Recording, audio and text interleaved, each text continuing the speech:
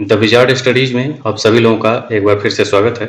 आज 14 सितंबर है और 14 सितंबर के one liner current affairs series में आज देखते हैं कि आज कौन कौन से मुख्य खबरें हैं। पहला पॉइंट है कि अंतर्राष्ट्रीय दक्षिण दक्षिण सहयोग दिवस 12 सितंबर को मनाया जाता है, जो सतत विकास लक्ष्यों को प्राप्त करने के लिए विकासशील देशों के बीच सहयोग के महत्व पर बल देता है।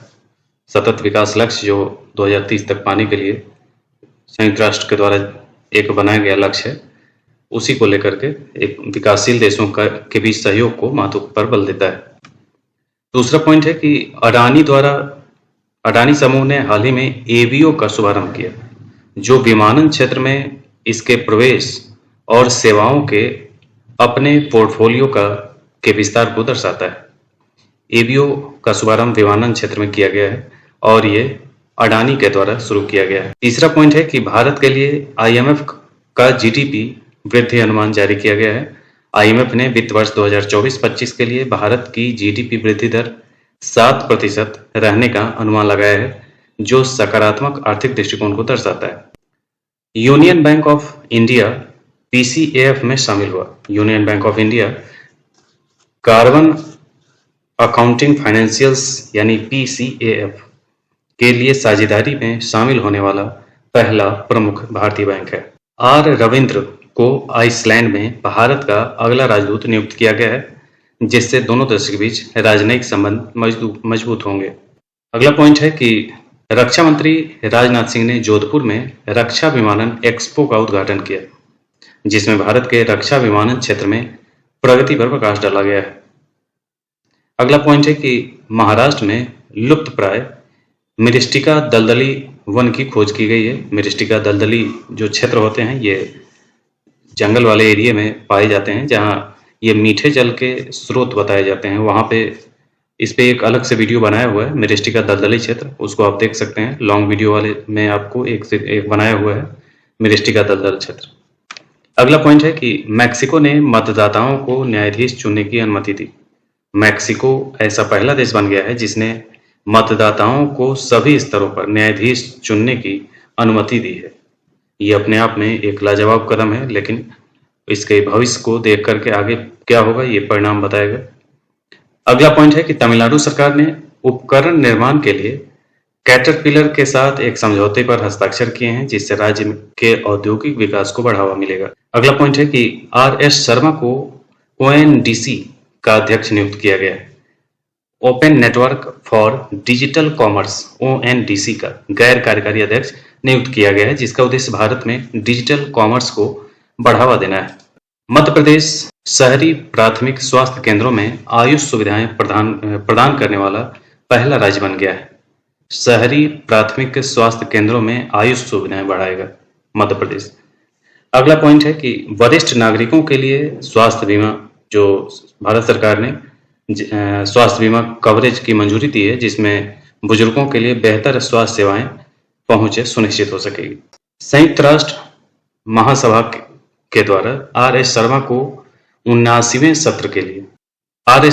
79वें महासभा सत्र के दौरान संयुक्त राष्ट्र के सदस्य देशों के बीच मान्यता दी गई।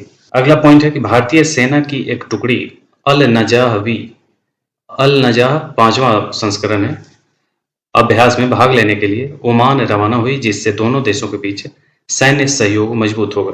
बहरीन में पंजाब पर्यटन और ओडीओपी का प्रदर्शन। बहरीन स्थित भारतीय दूतावास ने सांस्कृतिक और आर्थिक संबंधों को बढ़ावा देते हुए पंजाब पर्यटन और एक जिला एक उत्पाद यानी ओडीओपी पहल का प्रदर्शन किया है। केंद्रीय मंत्रिमंडल ने इलेक्ट्रिक दोपहिया, तीन पहिया वाहन, ट्रक और बसों के लिए सब्सिडी और प्रोत्साहन के माध्यम से इलेक्ट्रिक मोबिलिटी को बढ़ावा देने के लिए 2 वर्ष में 10,900 करोड़ रुपए आवंटित करने के लिए PM electric drive revolution in innovative vehicle enhancement यानी पीएम ई ड्राइव योजना को मंजूरी दे दी है। इस पे भी एक अलग से वीडियो बना चुके हैं, इसको आप देख सकते हैं डिटेल के लिए। राष्ट्रीय स्वास्थ्य प्राधिकरण और आईआईटी कानपुर ने नवीन डेटा प्लेटफॉर्मों और उन्नत मशीन लर्निंग प्रौद्योगिकियों पर ध्यान केंद्रित करते हुए स्वास्थ्य देखभाल अनुसंधान में आर्टिफिशियल इंटेलिजेंस का उपयोग करने के लिए एक समझौते पर हस्ताक्षर किए हैं। केंद्रीय मंत्री श्री राजीव रंजन सिंह ने सजावटी मत्स्य पालन क्षेत्र को प्रदर्शन मत्स्य पालन क्षेत्र को समर्थन देने के लिए रंगीन मछली ऐप लॉन्च किया है। रंगीन मछली ऐप का नाम है। चीन और रूस ने रणनीतिक सहयोग बढ़ाने और सुरक्षा खतरों से निपटने के लिए जापान सागर और ओखोटस्क सागर में संयुक्त नौसेना का वायु अभ्यास नॉर्दर्न यूनाइटेड 2024 की घोषणा की है। ये चीन और रूस के बीच ये शुरू होगा, ये आपको याद रखना चाहिए। नॉर्दर्न यूनाइटेड 2024 जापान सागर और ओखोटस्क सागर में।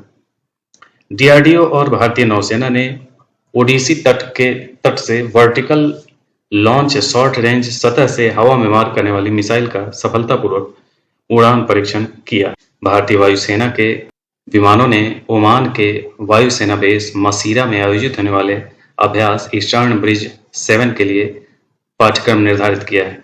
आर एस शर्मा को ओएनडीसी के कार्यकारी अध्यक्ष के रूप में नियुक्त किया गया। भारत अमेरिका रक्षा शिखर सम्मेलन इंडस एक्स ने कार्यक्रम और साझेदारी के अवसरों के बारे में जानकारी के साथ निवेशकों और स्टार्टअप्स की सहायता के लिए एक नया वेब पेज लॉन्च किया है। भारतीय कम्युनिस्ट पार्टी के महासचिव सीताराम येचुरी का 72 वर्ष की आयु में निधन हो गया। राष्ट्रीय स्वास्थ्य प्राधिकरण और आईआईटी कानपुर ने नवीन डेटा प्लेटफॉर्म और उन्नत मशीन लर्निंग प्रौद्योगिकी पर ध्यान केंद्रित करते हुए स्वास्थ्य देखभाल अनुसंधान आर्टिफिशियल इंटेलिजेंस के उपयोग करने के लिए समझौते पर हस्ताक्षर किया है। भारत ने शुक्रवार को लगातार दूसरे दिन vertical launch short range surface to air missile VLSRSAM का सफल परीक्षण उड़ीसा के चांदीपुर से किया। उत्तराखंड के हरिद्वार स्थित भारत हैवी इलेक्ट्रिकल्स लिमिटेड के रक्षा एवं एरोस्पेस विभाग में भारतीय नौसेना के लिए सुपर रैपिड गन माउंट तोप का निर्माण किया है। केजरीवाल मामले में न्यायमूर्ति उज्ज्वल भुय्यन ने अपने फैसले में सीबीआई को जमकर फटकारते हुए 11 साल बाद भी वही कहा कि सीबीआई पिंजरे का तोता है। तो ये न्यायमूर्ति उज्ज्वल भुय्या के द्वारा कहा गया है, जो बहुत पहले 11 साल पहले भी एक सुप्रीम कोर्ट के जज के द्वारा कहा गया था पिंजरे का तोता। वही फिर से इन्होंने रिपीट किया कि 11 साल बाद भी पिंजरे का तोता ही है। राष्ट्रीय हिंदी दिवस प्रतिवर्ष 14 सितंबर को मनाया जाता है। हर वर्ष 13 सितंबर को दुनिया भर में विश्व सेप्सिस दिवस मनाया जाता है। भारत ने 12 सितंबर को उड़ीसा तट पर स्थित मिसाइल परीक्षण केंद्र से vertical launch short range surface to air missile का सफलतापूर्वक परीक्षण किया है। दक्षिणी एशियाई जूनियर एथलेटिक्स चैंपियनशिप के दूसरे दिन 12 सितंबर को भारत ने चेन्नई में 9 स्वर्ण पदक जीते। IBM और लार्सन एंड टुब्रो ने सेमीकंडक्टर प्रौद्योगिकी में उन्नत प्रोसेसर का संयुक्त विकास करने के लिए समझौता ज्ञापन पर हस्ताक्षर किए। उड़ीसा सरकार ने वर्दीधारी सेवाओं में पूर्व अग्निवीरों के लिए 10% आरक्षण और आयु में 3 वर्ष की छूट देने के साथ शारीरिक परीक्षण नहीं लेने का निर्णय लिया है।